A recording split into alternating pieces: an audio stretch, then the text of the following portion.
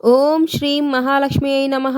అందరికీ నమస్కారం. మన రిషి స్పిరిచువల్ ఛానల్కి స్వాగతం. శ్రావణ మాసంలో ఎంతో విశిష్టమైన శ్రీ వరలక్ష్మి వ్రతాన్ని భక్తి శ్రద్ధలతో ఆచరించడం వలన శ్రీ మహాలక్ష్మి అమ్మవారి అనుగ్రహం లభిస్తుందని భక్తుల విశ్వాసం.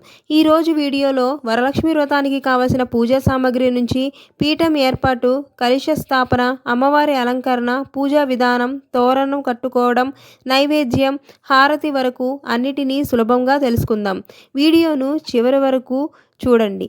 వరలక్ష్మి వ్రతం ప్రాముఖ్యత. వరలక్ష్మీదేవి అంటే శ్రీ మహాలక్ష్మి స్వరూపమే. ధనం మాత్రమే కాదు, ఆరోగ్యం, సౌభాగ్యం, సంతానం, ఐశ్వర్యం, కుటుంబ సుఖశాంతులు ప్రసాదించే అమ్మవారిగా భక్తులు వరలక్ష్మీదేవిని ఆరాధిస్తారు. ముఖ్యంగా సుమంగళి స్త్రీలు కుటుంబ శ్రేయస్సు కోసం ఈ వ్రతాన్ని భక్తితో చేస్తారు.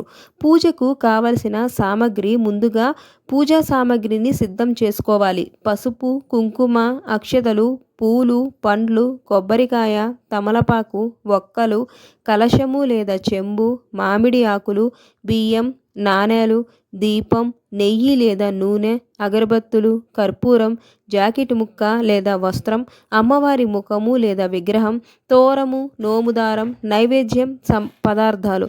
మీ సాంప్రదాయాల ప్రకారం అవసరమైన ఇతర పూజా సామాగ్రిని కూడా సిద్ధం చేసుకోవచ్చు. పూజా స్థలాన్ని సిద్ధం చేయడం. ముందుగా ఇంటిని, ముఖ్యంగా పూజ చేసే ప్రదేశాన్ని శుభ్రం చేసుకోవాలి.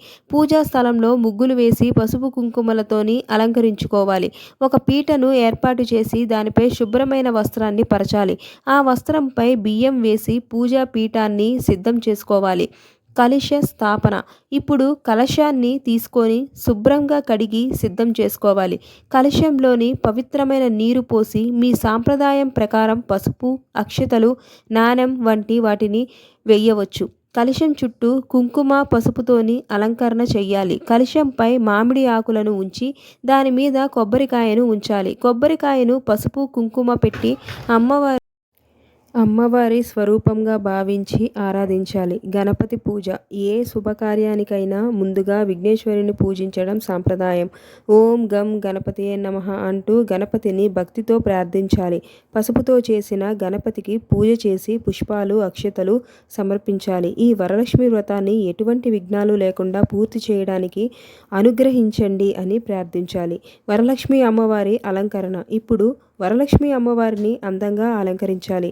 అమ్మవారికి వస్త్రాలు, నగలు, పూలమాలలు, పసుపు, కుంకుమలతో అలంకరణ చేయాలి. అమ్మవారి ముందు దీపాన్ని వెలిగించి పూలతో అందంగా అలంకరించాలి. అమ్మవారిని అలంకరించినప్పుడు భక్తితో ఓం శ్రీ మహాలక్ష్మి నమః అని జపించవచ్చు. వరలక్ష్మి పూజ. ఇప్పుడు అమ్మవారికి షోడశోపచార పూజను మీ కుటుంబ ఆచారము లేదా పురోహితుల సూచనల ప్రకారం నిర్వహించాలి. అమ్మవారికి ఆవాహన చేసి పాద్యం, ఆర్ఘ్యం, ఆచమనీయం, స్నానం, వస్త్రం, ఆభరణాలు, గంధం, పుష్పాలు, ధూపం, దీపం, నైవేద్యం వంటి ఉపచారాలను సమర్పించాలి. తర్వాత శ్రీ వరలక్ష్మి అష్టోత్తర శతనామావళి చదువుతూ అమ్మవారికి పుష్పాలు సమర్పించాలి. పూజలో ముఖ్యమైనది మన భక్తి మరియు శ్రద్ధ. తోరం, నోముదారం. వరలక్ష్మి వ్రతంలో తోరదారానికి ప్రత్యేక ప్రాధాన్యత ఉంది. మీ కుటుంబ సాంప్రదాయం ప్రకారం సిద్ధం చేసుకున్న తోరాన్ని పూజలో అమ్మవారి ముందు ఉంచి పూజించాలి. ఆ తర్వాత భక్తి శ్రద్ధలతో చేతికి తోరం కట్టుకోవాలి. తోరం కట్టుకునేటప్పుడు అమ్మవారిని స్మరించి కుటుంబ సభ్యులు ఆరోగ్యం, ఐశ్వర్యం, సుఖశాంతుల కోసం ప్రార్థించాలి. నైవేద్యం. ఇప్పుడు అమ్మవారికి నైవేద్యం సమర్పించాలి. మీ కుటుంబ సాంప్రదాయం ప్రకారం పరమాన్నం, పూర్ణం బూరెలు, పాయసం, పులిహోర, వడలు, పండ్లు లేదా ఇతర ప్రసాదాలను సిద్ధం చేసుకోవచ్చు. నైవేద్యాన్ని అమ్మవారి ముందు ఉంచి భక్తితో ప్రార్థించాలి. కొద్దిసేపటి తర్వాత నైవేద్యాన్ని ప్రసాదంగా స్వీకరించాలి. వరలక్ష్మి వ్రత కథ. పూజలో భాగంగా శ్రీ వరలక్ష్మి వ్రత కథను భక్తితో వినడము లేదా చదవడం సాంప్రదాయం.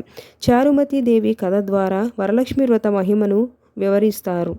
వ్రత కథను కుటుంబ సభ్యులతో కలిసి శ్రద్ధగా వినడం మంచిది. మంగళహారతి. చివరగా కర్పూర హారతిని వెలిగించి అమ్మవారికి మంగళహారతి ఇవ్వాలి. అమ్మవారిని చూస్తూ అమ్మ శ్రీ వరలక్ష్మీదేవి మా కుటుంబంపై నీ కృప ఎల్లప్పుడూ ఉండాలి, అందరికీ ఆరోగ్యం, సుఖశాంతులు, సౌభాగ్యము కలగాలి అని మనస్ఫూర్తిగా ప్రార్థించండి. ముగింపు: ఈ విధంగా మీ కుటుంబ సాంప్రదాయము మరియు ఆచారాలను పాటిస్తూ శ్రీ వరలక్ష్మి వ్రతాన్ని భక్తి శ్రద్ధలతో ఆచరించవచ్చు. ఈ వీడియో మీకు ఉపయోగకరంగా అనిపిస్తే ఒక లైక్ చేయండి. మీ కుటుంబ సభ్యులు, స్నేహితులతో ఈ వీడియోను షేర్ చేయండి. ఇలాంటి మరిన్ని ఆధ్యాత్మిక పూజా విధానాలు, పండుగ విశేషాల కోసం రిషి స్పిరిచువల్ ఛానల్ను సబ్స్క్రైబ్ చేసి బెల్ ఐకాన్ను నొక్కండి. శ్రీ వరలక్ష్మి అమ్మవారి అనుగ్రహం మీ కుటుంబం అందరిపై ఎల్లప్పుడూ ఉండాలని కోరుకుంటూ శ్రీ వరలక్ష్మీదేవియే నమః. ధన్యవాదాలు.